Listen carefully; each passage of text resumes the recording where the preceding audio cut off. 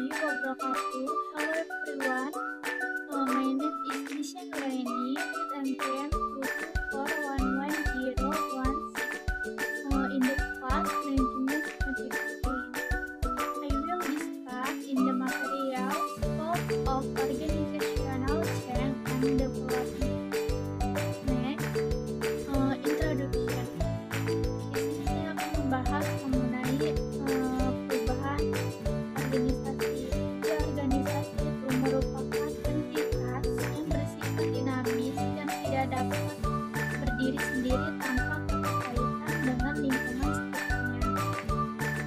Ada beberapa faktor yang dapat mempengaruhi organisasi. Yang pertama yaitu faktor eksternal seperti perkembangan teknologi, kondisi sosial ekonomi, kebijakan pemerintah, serta persaingan global dapat menuntut organisasi untuk senantiasa beradaptasi. Kemudian, sementara itu ada aspek internal, yaitu organisasi seperti budaya kerja, organisasi, dan sumber daya manusia juga dapat mengalami suatu perubahan dan perkembangan seiringnya waktu. Dalam konteks tersebut, perubahan dan pengembangan organisasi menjadi suatu keharusan yang mendesak. Tanpa kemampuan untuk bertransformasi dan berkembang, organisasi beresiko tertinggal bahkan menghadapi kemungkinan kegagalan. Perubahan organisasi merujuk pada pergeseran atau transformasi di dalam aspek strategi, proses operasional, struktur, budaya organisasi maupun individu yang terlibat di dalamnya. Sementara itu, pengembangan organisasi yaitu organizational development merupakan pendekatan yang sistematis dan berencana untuk efektivitas serta kesehatan organisasi melalui serangkaian intervensi yang didasarkan pada prinsip-prinsip ilmu perilaku. Selanjutnya yaitu ada next konsep definition. Organizational change yaitu perubahan organisasi. Jadi menurut Robin and Charles 2022, perubahan organisasi adalah setiap modifikasi dalam pekerjaan, struktur, atau strategi yang mempengaruhi seluruh sistem organisasi. Kemudian B, organizational development. Perubahan organisasi menurut Katz and Bell 2006 yaitu pengembangan organisasi adalah proses yang panjang yang menggunakan intervensi berbasis teori perilaku untuk meningkatkan kemampuan organisasi dalam mengelola perubahan dan mencapainya efektivitas yang tinggi. Itu ada perbedaan dari perubahan organisasi dan pengembangan organisasi. Next, scope of organizational change and development. Itu ruang lingkup ini menggambarkan aspek-aspek internal dan eksternal yang menjadi target dari program perubahan dan pengembangan organisasi. Itu adalah penjelasan. Yang pertama, perubahan dalam struktur organisasi, yaitu struktur organisasi mencakup bagaimana tanggung jawab dan wewenang dibagi dan dikoordinasikan di antara anggota. Kemudian perubahan dalam struktur bisa berupa restrukturisasi unit atau departemen, kemudian ada desentralisasi atau sentralisasi otoritas. Kemudian yang ketiga ada perubahan job description dan span of control. Dan yang keempat ada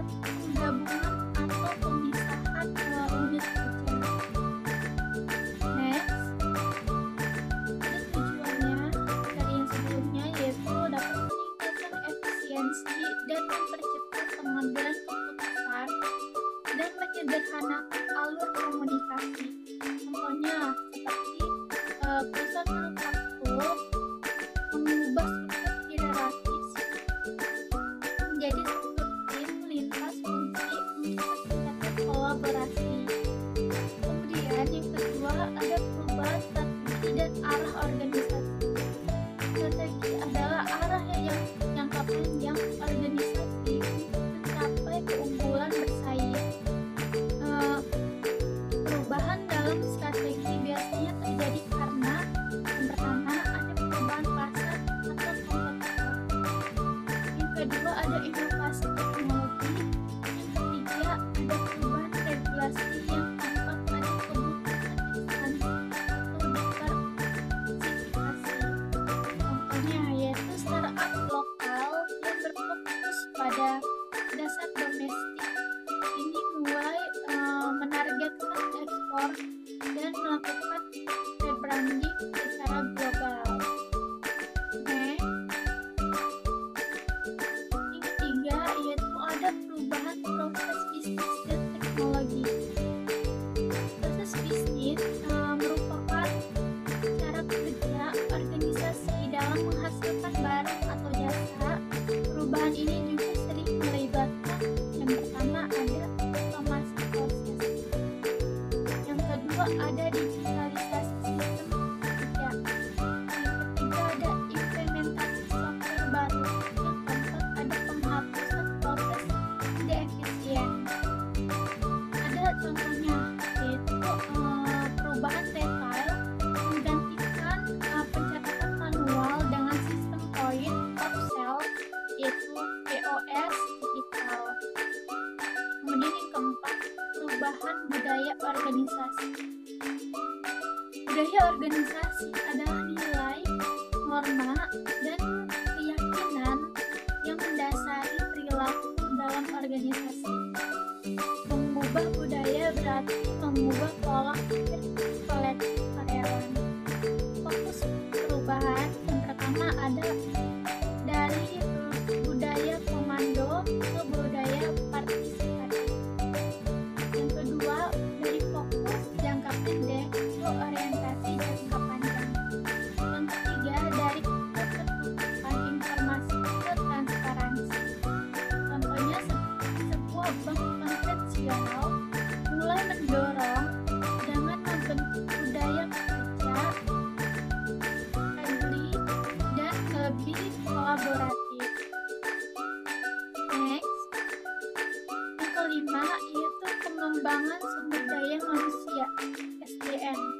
SDM adalah penggerak utama organisasi.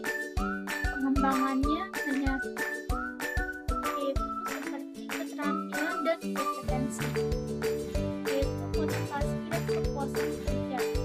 Kemudian ada kepemimpinan dan manajemen talenta.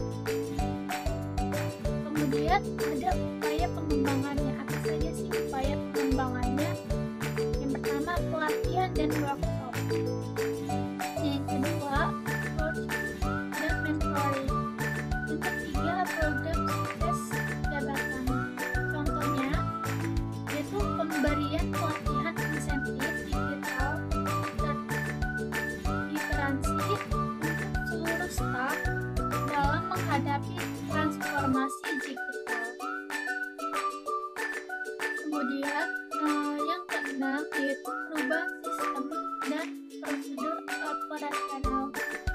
Sistem dan prosedur cakup kebijakan internal, sistem evaluasi dan SOP yang digunakan dalam operasional organisasi.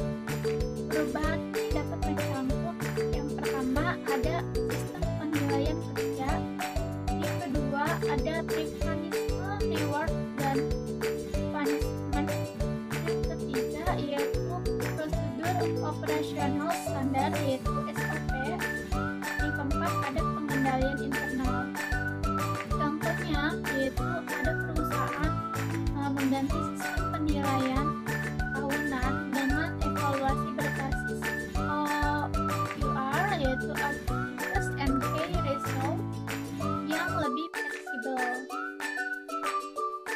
Kemudian yang ketujuh, perubahan lingkungan kerja fisik dan sosial. Yaitu lingkungan kerja sangat mempengaruhi produktivitas dan kesejahteraan karyawan. Perubahan ini mencangkup yang pertama penataan ruang kerja. Ada open space dan ruang kreatif. Kemudian yang kedua, kebijakan kerja hybrid atau remote. Yang ketiga yaitu keseimbangan kerja kehidupan work-life balance.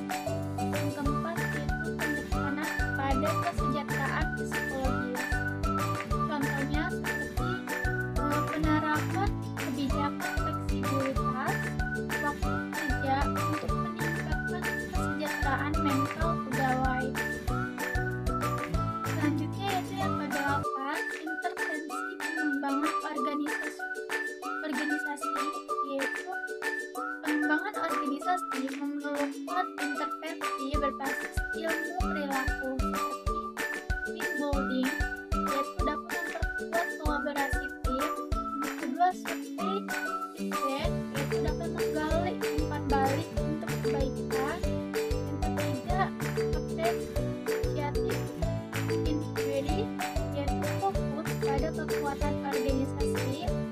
Kemudian yang keempat, conflict resolution, yaitu manajemen konflik secara konstruktif.